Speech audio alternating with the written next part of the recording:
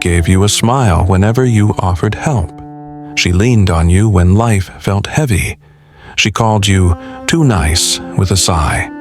You wondered, was kindness your strength or your burden? And you kept giving anyway. Welcome to your night's closure, your sanctuary of calm. No images, no noise, just my voice, guided by intentionally crafted phrases and insights, gently sharing affirmations and stories for your quiet mind. So lie back, close your eyes, breathe deeply, and allow peace to unfold naturally as you rest. If this space speaks to you, like and subscribe now. Or, if you're already deep in focus, let it wait. Come back when the moment feels right. You thought generosity was the language of love, a way to show you cared, a promise that you'd always be there. But sometimes, endless giving becomes a silent debt. You give your time, your energy, your peace, and wonder why your own needs echo unanswered. Imagine a man named Adrian who prided himself on being reliable. When friends faltered, he stepped in. When partners wavered, he offered soothing words. When colleagues struggled, he took on extra work. His kindness lit up rooms, yet in his wake, he felt a hollow ache. Each thank you felt obligatory. Each favor a reminder that his own world waited, unaddressed. Adrian's life became a ledger of goodwill. Hours spent listening, tasks completed, problems solved. But every entry left an undercurrent of resentment. The more he gave, the more he noticed his own well running dry. He stopped asking for help, convinced his role was to be the lifeline, never the recipient. And when someone finally labeled him too nice, it felt like the final ledger closing, his worth tied to what he offered, not who he was. You might feel that ache too, the weight on your shoulders bending you toward burnout, the quiet voice that wonders, what about me? The habit of putting everyone else's needs first until your own whisper disappears. Generosity is powerful.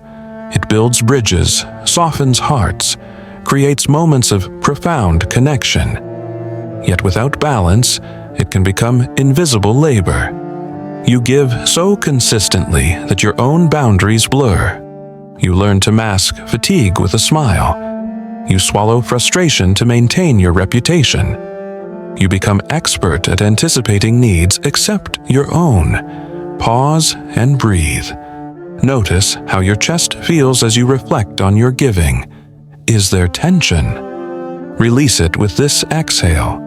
Deep down, you deserve the same care you offer. You deserve allowance to rest, to receive, to express need without apology. Not because generosity is wrong, but because generosity thrives when nourished with reciprocity and self-care. Adrian's turning point came one rainy evening when he found himself alone, exhausted, unable to summon the energy to answer a friend's call. The friend's voice, once a comfort, now sounded distant. Adrian realized that in his quest to be indispensable, he'd neglected the ties that once fed his soul. He understood that true strength lies not in endless giving, but in knowing when to pause, when to request help, when to honor his own limits. Reflect on Adrian's journey. Where have you poured your energy as if it were endless? Where have you sacrificed your own rest to uphold an image of reliability?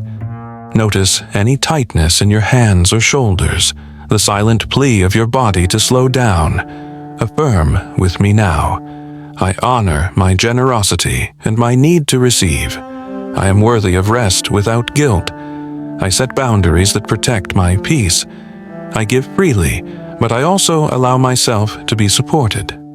Let these words settle in your breath. Inhale compassion. Exhale guilt. You are deserving of care in every direction, given and received. Your kindness is a gift, and your boundaries are its guard.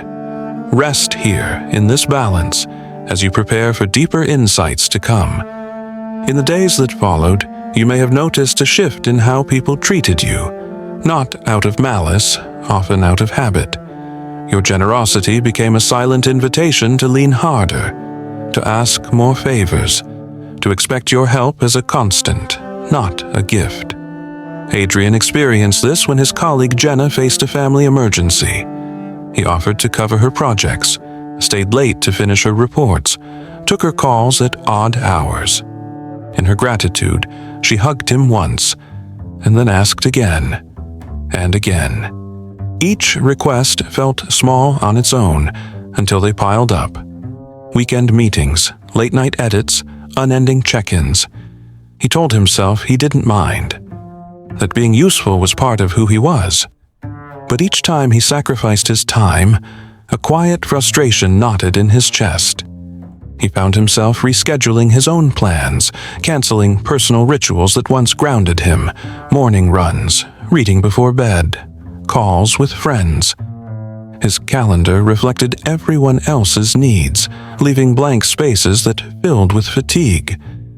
Yet when Adrian paused, his colleague's text pinged. "Sorry to bother you again, but could you?" That little sorry cut deeper than any demand. It reminded him that his kindness was expected, not appreciated.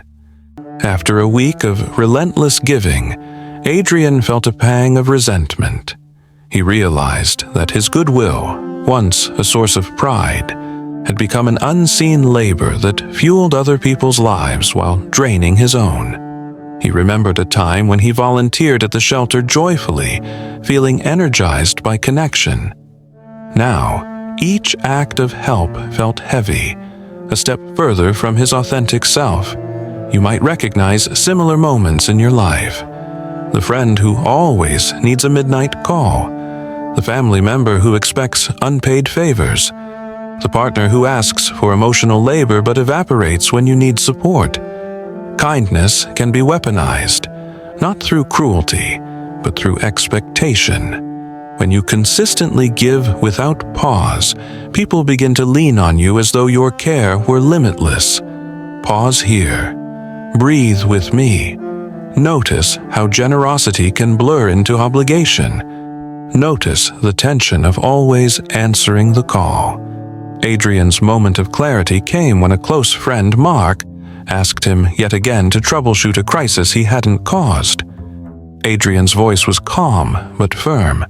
"I care about you, but I also need time to recharge." Mark looked surprised, unused to hearing Adrian say no.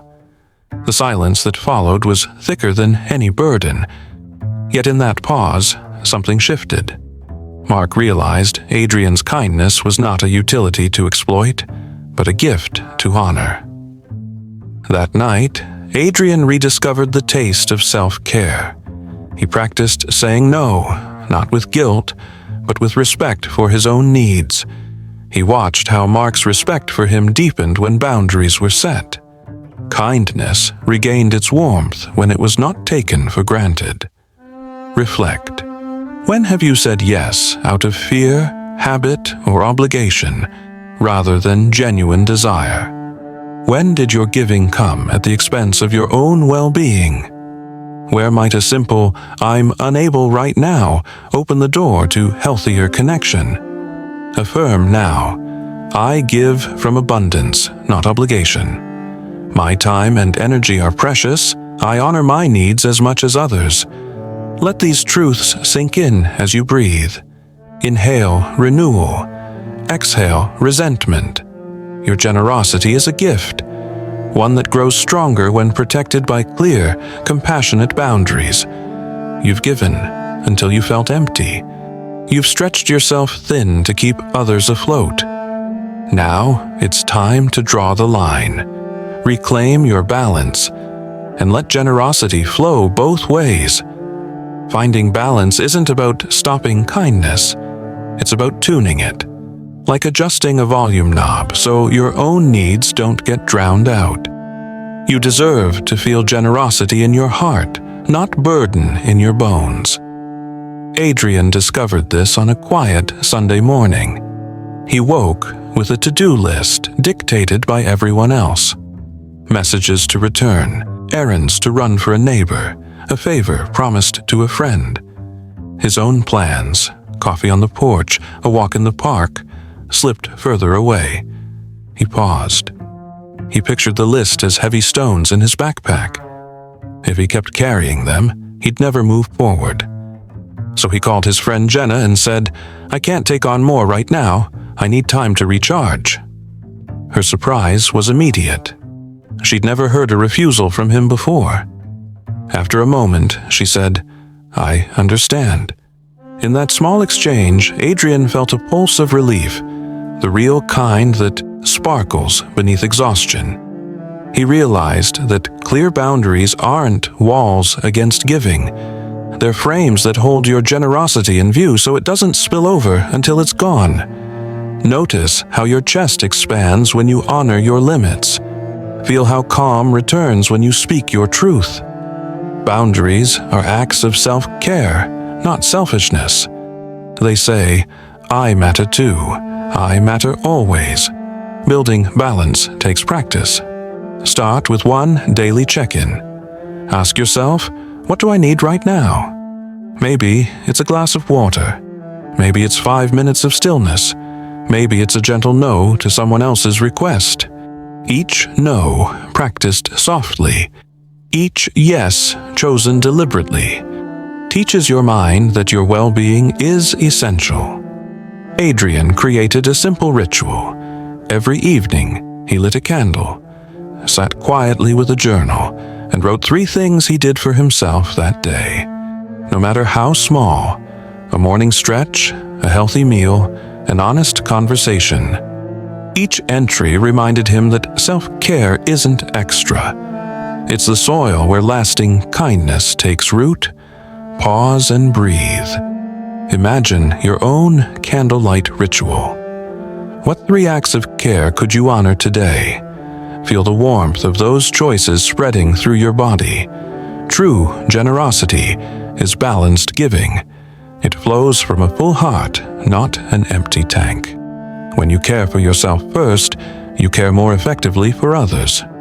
Affirm with me. I honor my needs as fully as I honor others.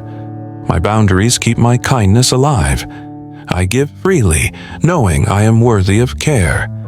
Let this truth settle. Inhale compassion. Exhale doubt.